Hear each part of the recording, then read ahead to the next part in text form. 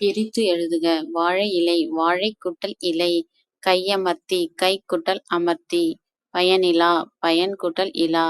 கல்லெடுத்து கல் கூட்டல் எடுத்து நானிலம் நான்கு கூட்டல் நிலம் நாடென்ற நாடு கூட்டல் என்ற